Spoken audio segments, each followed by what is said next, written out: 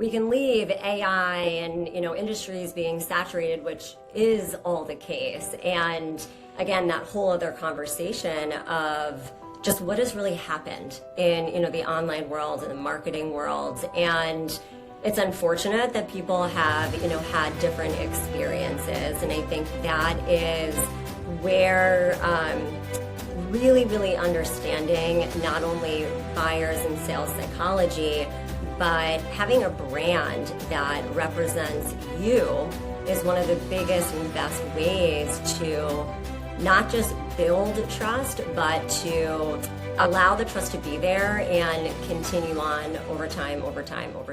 Hello and welcome to Married and Magnetic, the place for entrepreneurial couples who want to stay happily married. In each episode, we have real conversations with ordinary couples doing extraordinary things, sharing achievements, everyday joys, challenges, and the mindset and tools that make love the greatest strategic edge. We are James and Angela Mitchell, a real-life married couple. She's a counselor, and he's a coach, parents to 3 kids, and co-founders of Love Intentionally. We've ridden the highs and lows of building businesses while working hard to stay happily married. We've lived it, done the work, got the t-shirt, and are here to help you do the same.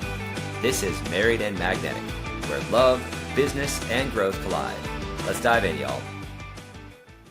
Welcome, y'all, to another amazing episode of Married and Magnetic, a Love Intentionally podcast. We are your hosts, James and Angela. We're the Mitchells and the co-creators of Love Intentionally. And this show is for any entrepreneurial couple, whether you are the entrepreneur and your spouse is the normal person, or AKA the anchor, or maybe you're both in business, or maybe you both own your own businesses, but entrepreneurs just have a different experience in staying happily married. And so we've got tons of free tools. You'll find those linked below. And if you just want to hop on a call with us after this, we love doing a free discovery call for all of you and just meeting you where you're at and finding the right place and the right thing the right dial we can tweak for you. And so with that, we have some amazing guests here today. We have Lauren and Frankie. Lauren is a psychology-driven business and positioning strategist. She helps high-performing service-based business owners turn their expertise into clear positioning and messaging that people instantly understand and trust. By combining buyer psychology with brand strategy, she helps her clients become the go-to in their space without relying on trends or constant content. Frankie's in the service industry. He is the anchor in their anchorpreneur relationship. They've been together since 2019. They have 1 daughter and they hail from Florida. Welcome to the show, y'all. Hi, thank you for having us. Yeah, absolutely. So I always really appreciate when there's another therapist in the room. So thanks for being there, Lauren. So I'm curious how you transitioned, kind of you tell us a little bit of the trajectory. We just heard your bio, but that you have this background as a therapist. And then now you're really using that in kind of this psychology of sales and more in the business coaching world. So can you tell us a little bit about, what led you from the therapy world into the business world? Yeah, absolutely. So I love getting this question. People oftentimes are like, wow, that's such a big jump. How did that happen? And to me, in my brain, and this is something that I teach people, every role, position, experience that you have really does lead you, to where you ultimately go, what you do, how you teach. So for me, I was that person, double masters. I am obsessed with how the mind really works. But even in private practice, even in other settings, I almost kind of knew that I was a little different. I felt pretty confined in, as I call, traditional therapy. I am so grateful, thankful for all the modalities and education even, that I have. But it really started then by always knowing there's more, quote unquote. And I got into the coaching world in 2011 and fell in love with coaching. And then COVID happened. I'm skipping a lot of the story. And I went all in really in the online space. And at that time, I went in on my 2 passions, which was health and psychology, and built a business. I went from 0 to 100K in 8 months. And it was really owning the fact that I was different. It was owning that I wasn't just this health coach. I was the psychology back, the therapist. I'm going to change your life, change your body through your mindset. And it was running that business that I really built every single framework, every single thing that I do now in business, in brand, by putting myself out there and being like, you are different, you are a expert in what you do, and now it's time to build an entire brand off of that. So basically, you did it yourself, and then now you help others do it. Exactly. Yeah, Exactly. I love that. I feel like that makes often the best coaches because you're not just speaking theoretically, but you're like, no, I did this myself, and now I have the skills to help you do it. So, in terms of taking this expertise you've had in business and, being together for 7 years, having a child, what do you think? So blending those two now into your marriage, what do you think the biggest mistakes are that people make when they're trying to sell their spouse on an idea?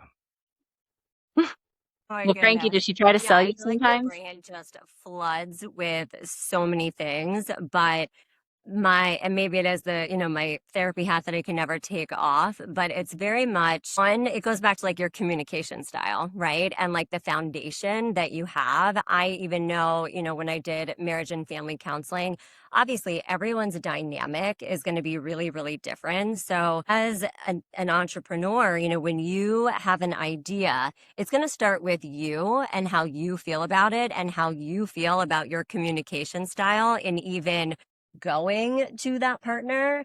And I think that's really the starting point. Yeah. Frankie, do you ever feel like she's Yeah, trying to so sell you? spouse that like truly, truly cares about you and loves you, you know, will see and find out if you're passionate about something and it sparks you. You don't have to sell me on it. I'm gonna push you to go towards that, obviously in a logical way, but it's no need to oversell me on it. Yeah, great. So you like, Purpose. awesome. So you see that spark in her, and her excitement, and then you want to encourage it. Yeah, beautiful. So opposites tend to attract. Do you find that to be true? Did you The guys pick definition up? of Yeah, we call each other yin and yeah, yang. Hmm. she really So wants to sell herself on it more than sell me. once she sells herself, then that passion comes through.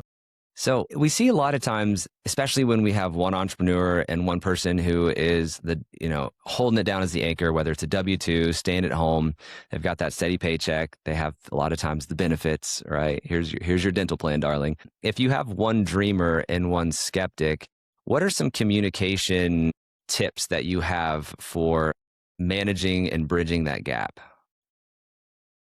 Yeah, to I'll start, but I know you have a lot to say. yeah, I'll feel. Okay, so it's very interesting, our dynamic, even though he is the anchor and I am the entrepreneur, from the moment we met, I was like, Frankie is the dreamer. He is so the dreamer. And I think it really took me a long time. That was a big part of my entrepreneurial, personal journey to even allow myself to go that route, and whether it's business, personal life, something even in regards to our daughter, I like it where it's like, this is the plan, this is the structure, these are the exact steps. Do we know if it's going to work? Right.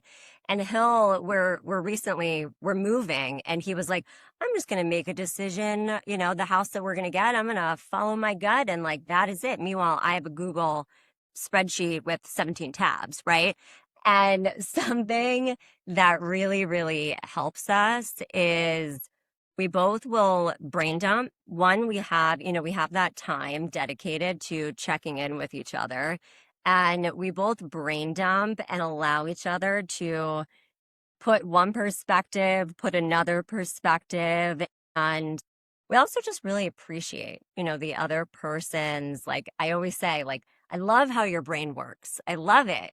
I just don't always, mine doesn't work like that.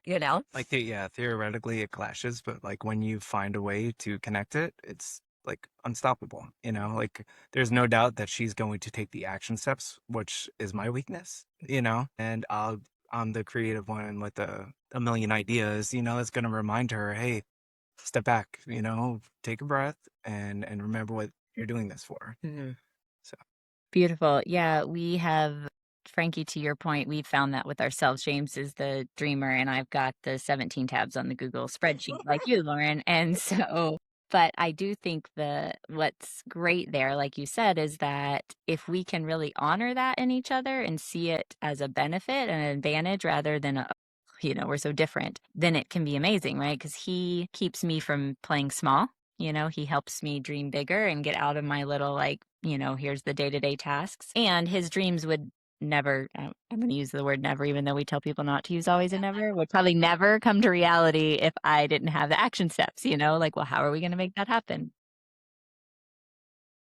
I think another thing too that's really helpful is we have gotten really good at reading each other, sensory acuity. And I think it really depends too. And then even communicating like, hey, are you open? Are you open right now to this idea? I think a lot of times, Frankie, we learned this, even like a couple years ago when I was really, really in like the building phase, right? In business.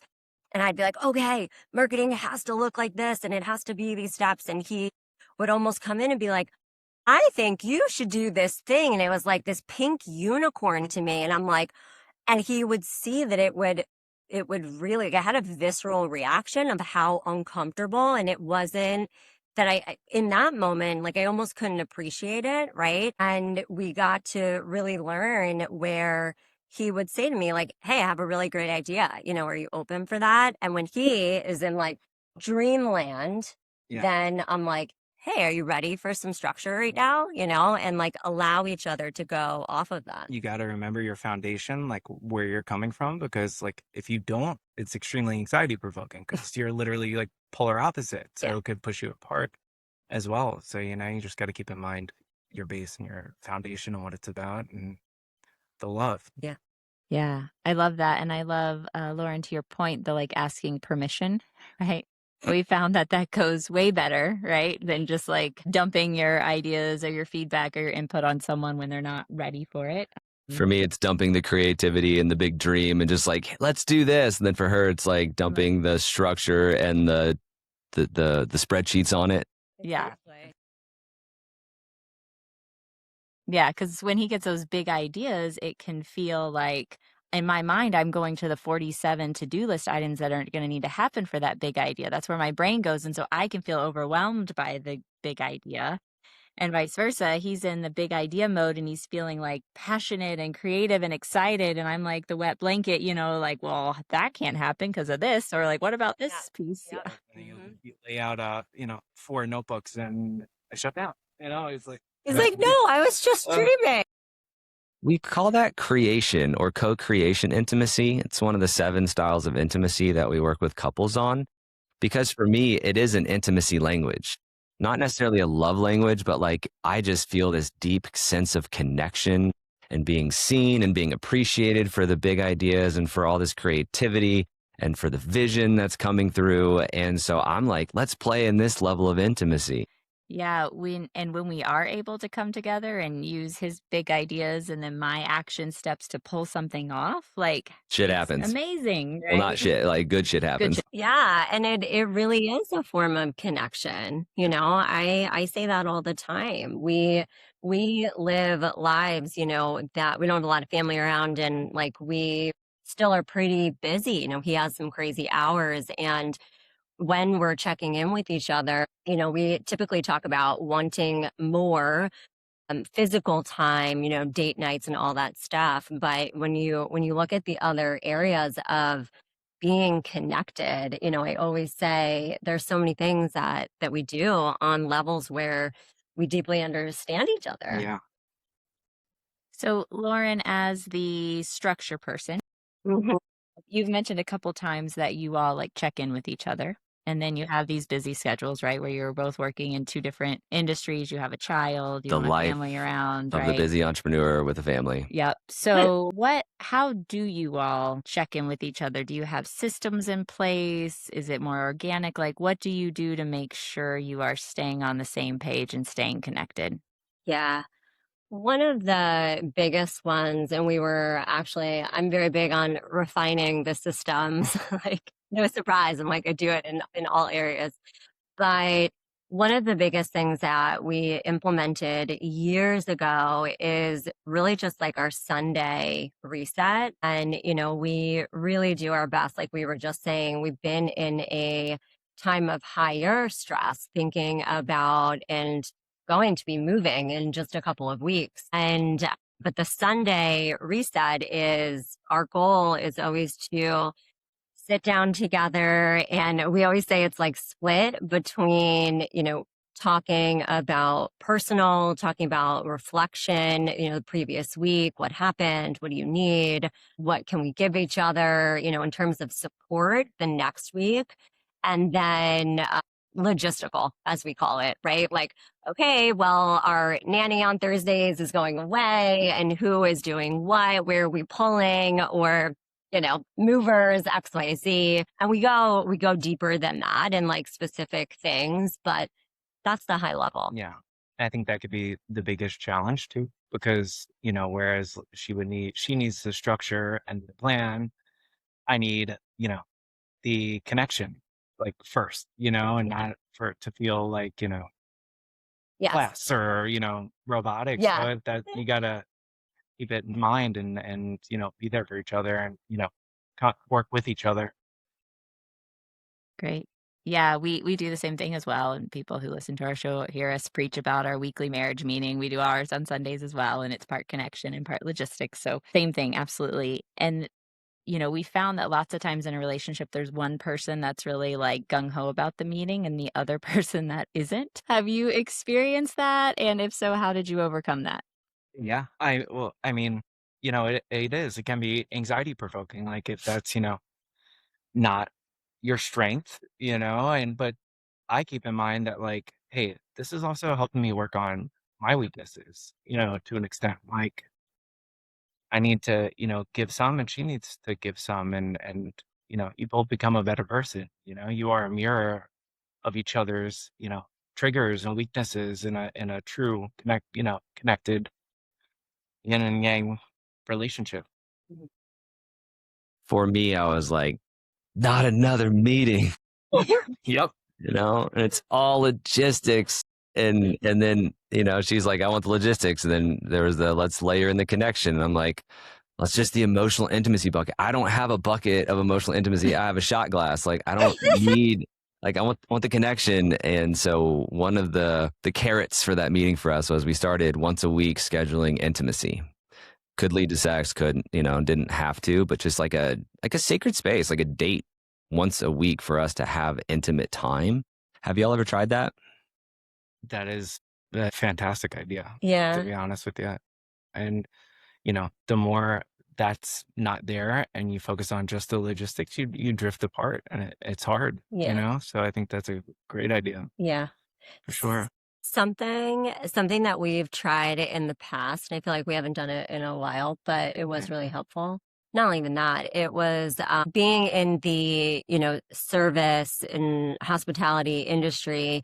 His hours are typically later, coming home a lot later, different. He works on the weekends, right? And something that we did more so when we first moved to Florida, it was like more in the beginning, but it was Tuesday is his day that he's off. And Tuesday we would kind of do like a breakfast, or something that we always did Go get coffee together. yeah, pre our kiddo was like coffee shops. That was always our thing because obviously your in really helps, just foster connection, be comfortable, all that stuff.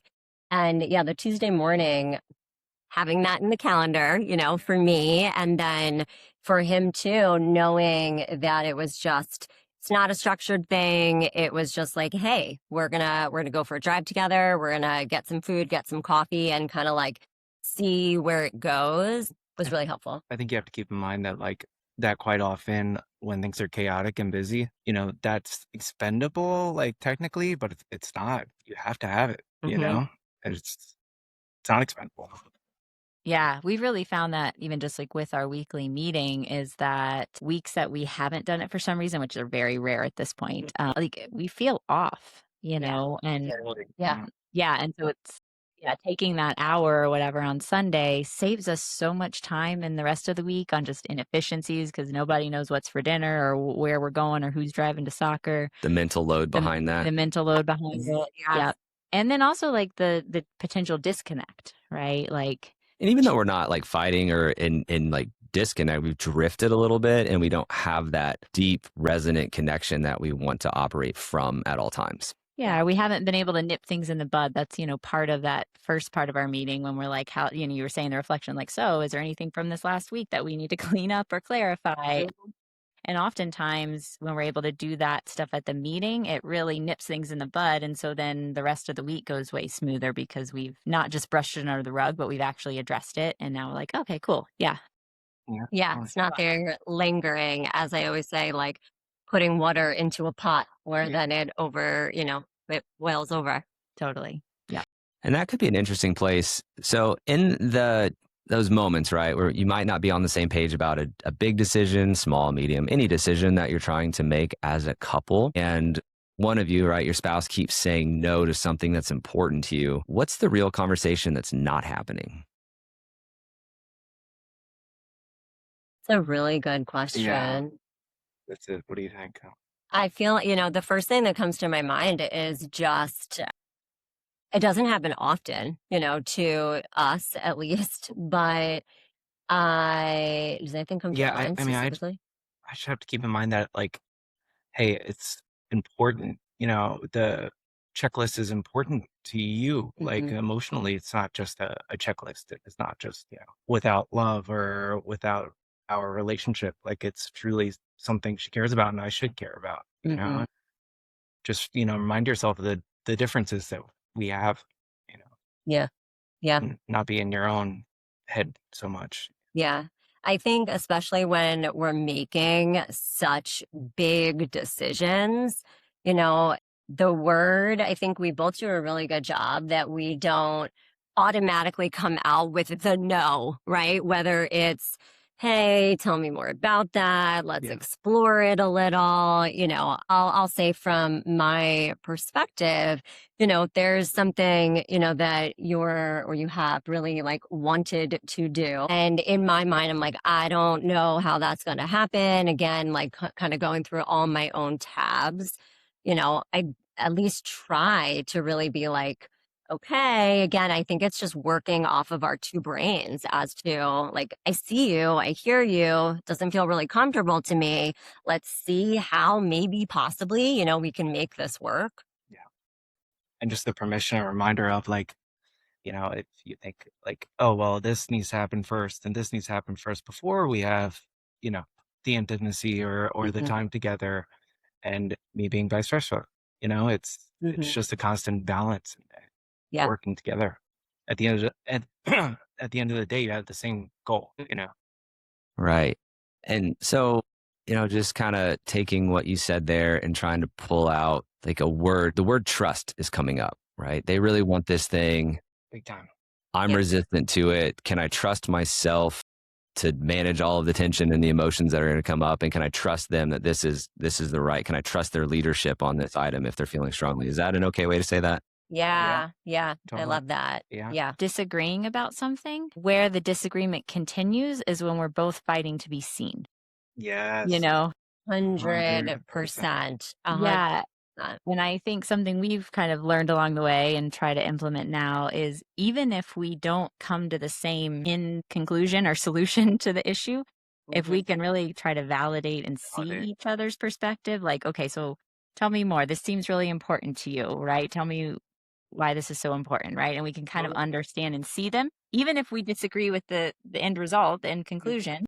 Yep. That's fine. But it usually goes a lot better if we're both feeling like the other person sees and understands us. Yeah. Yeah. 100%. I think that's really, like I was saying, you know, seeing the other person's perspective, understanding where they are, and then knowing like communication and delegation were the words that came to me. And even specifically when we were going to move, now that you were just saying that, he was the one to be like, okay, we're going to move. That's the best decision. And it was a hard no for me. At first, it was, whoa, that feels like way too much, not the right time, bad financial, just every single thing. But again, that happened in my brain. It wasn't like a no to him, even though he felt the resistance, but we were able to talk that through. He was like, what do you need right now? And I remember even saying like, you go out, you find the things, like look at the listings, meet with some people. I know this is important. I think the other thing too is we trust each other. We trust each other, our opinions, our leadership, and we're both really open. And we want to, remain having that openness, to continue on. It's it's the same word, but like it's the deepest level that each other has of like she has to trust me, like relinquish control and trust that I'm gonna follow through on things Hmm. and stability, and I need to trust her on the level of emotion and like I'm opening up to you and Yeah. on like a heart level. So yeah, it's just totally different, viewpoints. Hmm. But It's Co- just vulnerable. Yeah. it's the thing that we both have walls up, I have Hmm. a hard time letting anybody in on. Yeah. So So, in the world of sales and business these days, the term trust recession gets thrown a lot. That's like kind of a buzzword, so to Mhm. speak, out there in the industry. I'd love to hear your thoughts on that trust recession. Yeah. And also, how does that affect marriage right now? Mm. I haven't heard that term. So Really? yeah.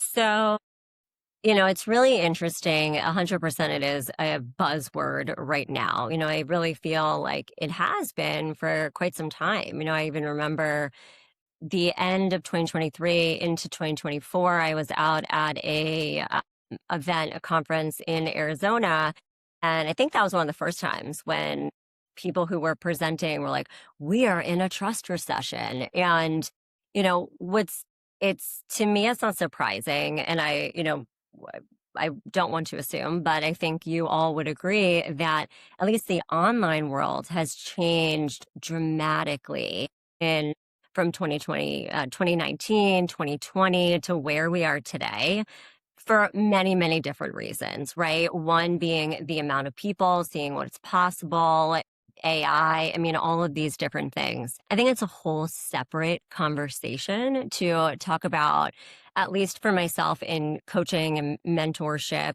the amount of people who really got into the space. And again, this is my personal opinion, who are not in it for the right reasons, are not in it for the long haul, the long run. And I do really feel, I mean, I speak with people, if not daily, weekly, on how they were quote unquote burned. I mean, I personally have an entire series on my Instagram. It's called Off the Record, and it's the morals and ethics of the coaching industry.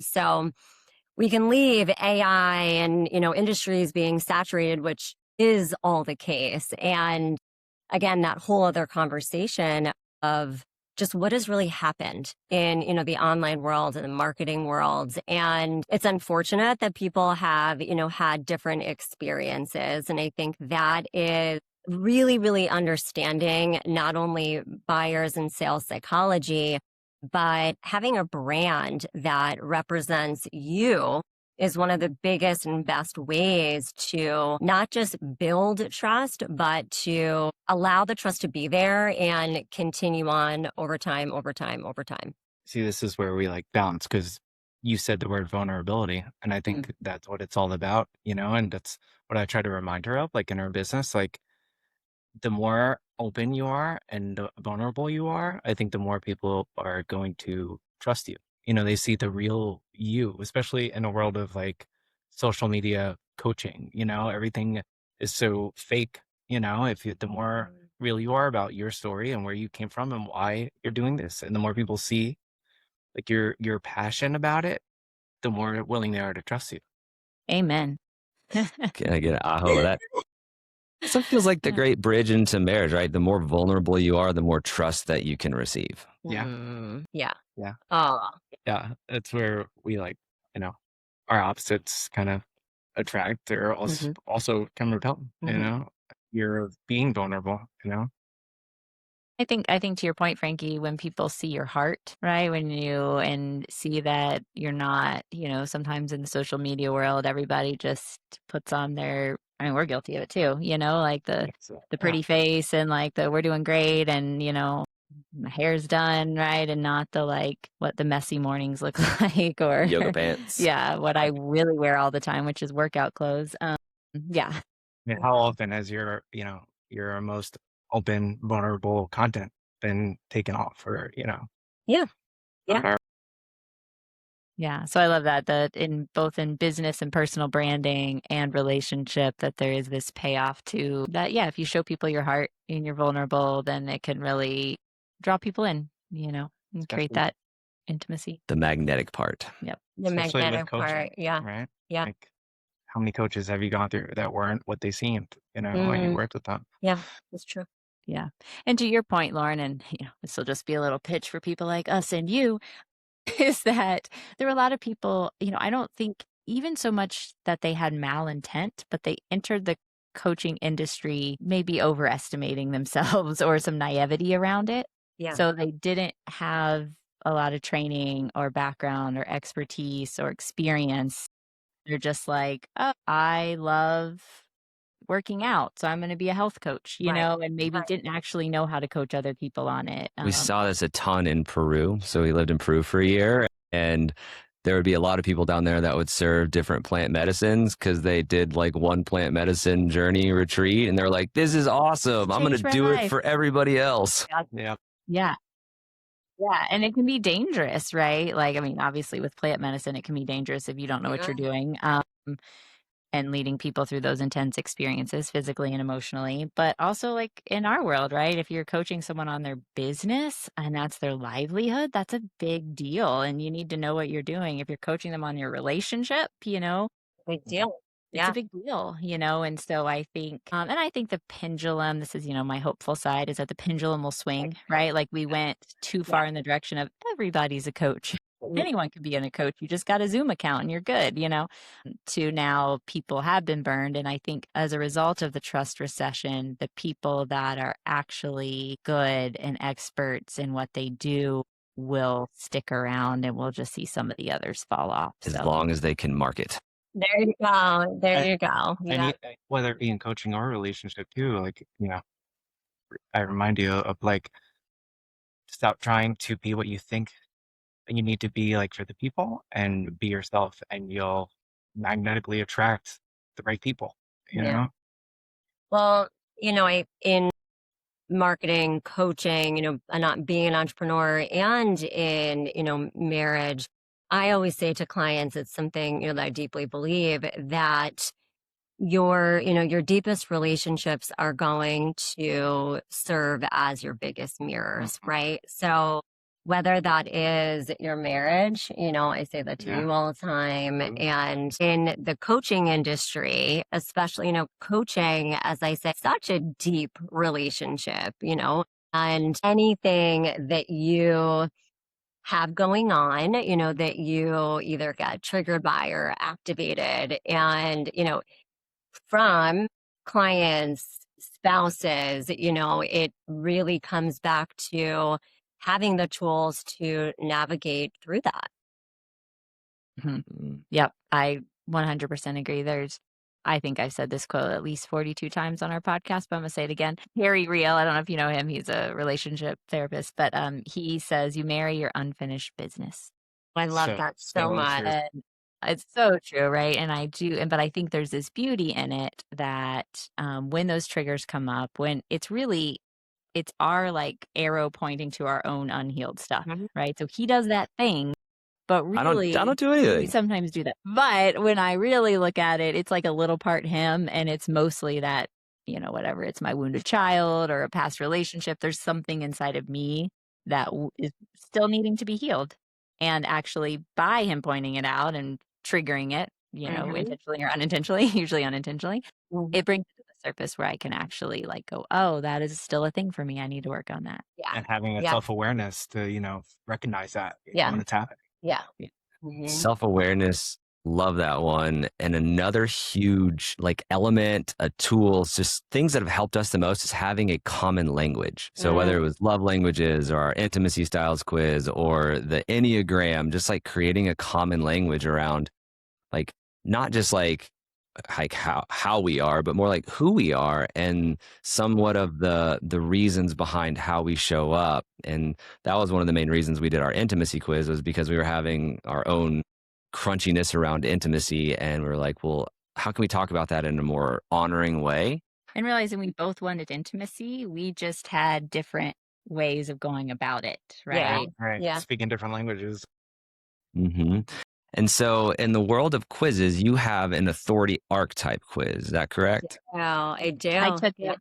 Yeah, I took it. I took it a while ago, actually. I think before you even signed up to be on this podcast. Angela's a hoarder. I'm a proof hoarder, which made a lot of Ooh, sense to proof me. order. I don't like to Okay. brag about myself. So I think that's basically what that means. So tell us a little about the quiz, Lauren, and these kind of different archetypes you see in business.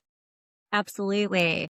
So the quiz is built in a framework that's called the Obvious Choice Framework, and it really combines your messaging and your positioning. It's built in 6 different sales subconscious triggers that really need to be pulled in order for someone to buy. And it is clarity, connection, certainty, trust and authority, and then belonging. So those are all of them. Quiz itself, though, specifically goes to trust and authority.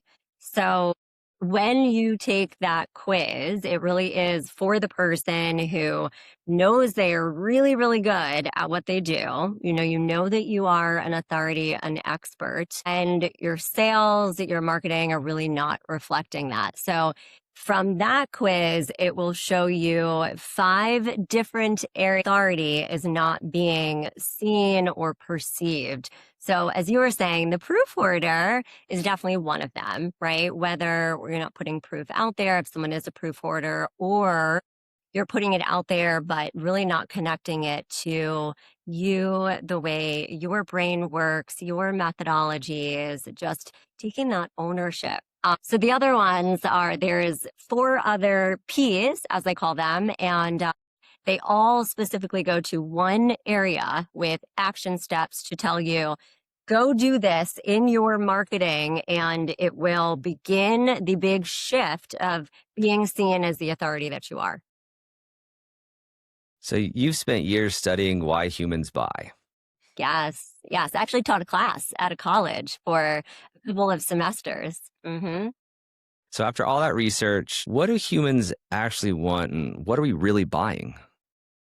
Oh, that's such a good question. And I feel like what I'm about to say really is, based in foundational psychology and neuroscience. And people are saying it all the time, but I'm going to go back to it that people buy from safety first. You buy from safety before your brain turns on into logic. So as soon as you ask me that question, it's like, well, from a very foundational place, we buy because we want to feel safe, right? And then from there, it really is, well, how, why, like what is that area? And from that, we really go into the place of, yes, people do buy to get out of a quote unquote pain. They're very uncomfortable and they want to move to a place of safety where XYZ is happening. They feel good in their relationship, their business, money coming in is safe, right? That is one of the very first things. And then from there, what do people buy kind of on the opposite angle is they don't feel safe where they are, or logically, they know there's more. And that's for the person who really moves into speaking into like the identity, right? Like you are here in your business, but your next level is right around the corner. This is what it looks like, creating all these wonderful things. And the person knows I belong in her world because it's safe. Logically, I trust her. I want that identity. So there's the whole spectrum. Love that.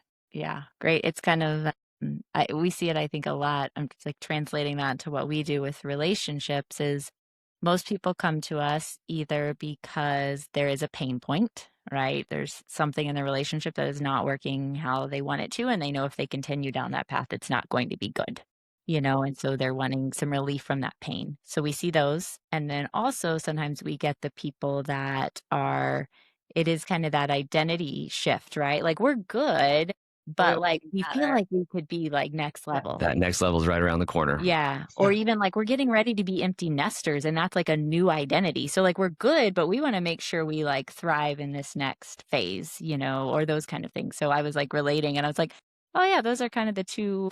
I could fit our clients into those two kind of buckets. Are they seeking safety and trying to get away from the pain, or are they like ready for this new identity and next level? I sent her something the other day along the lines of like the empty nesting of like when you have a kid, everything revolves around, the kid and your life as a family. But at the end of the day, like we're signed up as partners for life, so we have to cherish our relationship and our connection. And Yeah, that's, foundation.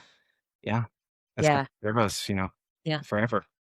We do take the sometimes controversial standpoint that we put our marriage first. We have 3 kids who we love and adore. I would take a bullet for. Yeah. Just heard Yeah. somebody talking about that on the podcast. Yeah. Like, no, it has to be At the you end of the first. day, It it's doesn't mean you us, don't care about your Yeah, kid. it's us through and through. Mhm. Yeah.